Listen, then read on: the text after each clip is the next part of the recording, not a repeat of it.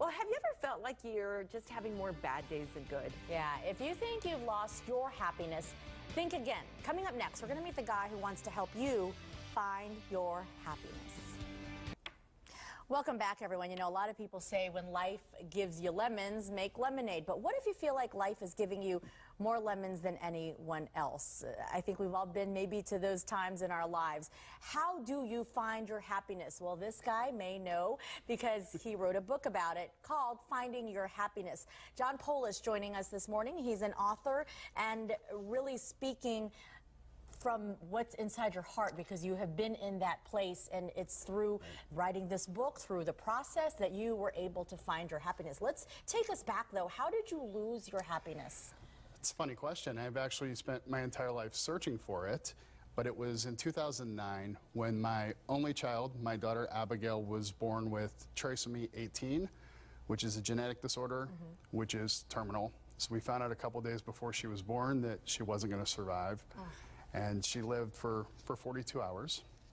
And afterwards, I thought I was doing okay. And then looking back, I had gained like 50 pounds. I was stressed out, marriage was in trouble. And I realized that, I had actually really lost my happiness at that point. And we're looking at this just beautiful, beautiful picture. How long were you in that spot where you were lost? It took me a while. A few years later, I ended up in divorce, and about 20 years prior, I had been researching happiness and created a assessment, a personal happiness graph, I call it. Okay. Didn't do anything with it until after I found myself divorced and decided to pull it out as my own type of therapy, which is a week and a half later how I ended up with the book, Finding Your Happiness. Wow. Talk a little bit about this unique way to help other people there as well find their happiness. One of the interesting things was that in the middle of everything that was going on, I actually had this peace, this kind of crazy, they say, peace that surpasses understanding. And later on, I realized I was really stressed out about the little things. So as I looked at the personal happiness graph, what I realized was our expectations are really what get in our way of our happiness. So it's really about adjusting what you want out of life and trying to match it with what you have. So we take a look at what you want versus what you have and help people to narrow the gap. This is that happiness graph that you're talking about right there? Right.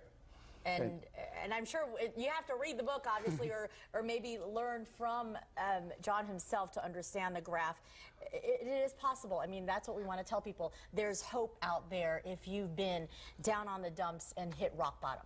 Absolutely. It's just a matter of picking yourself up and moving in a new direction, kind of believing that there's happiness out there for all of us. Finding Your Happiness is the name of the book, available now. And actually, if you would like to learn more, you're going to be holding a seminar next month. Yes, we're doing a full-day Finding Your Happiness workshop where we'll take 6 different personal development courses, put them all into one action-packed day, and it'll be August 20th in Chandler at the Crowne Plaza Hotel. So, all right. Well, we're going to put all the information on azfamily.com if folks would like to find out more about that, more about the book, and how to register. And hopefully everyone out there will find a way to find your happiness. Thank you so much, John. Thank you. Best of luck to you. Thanks. And thanks for sharing your story.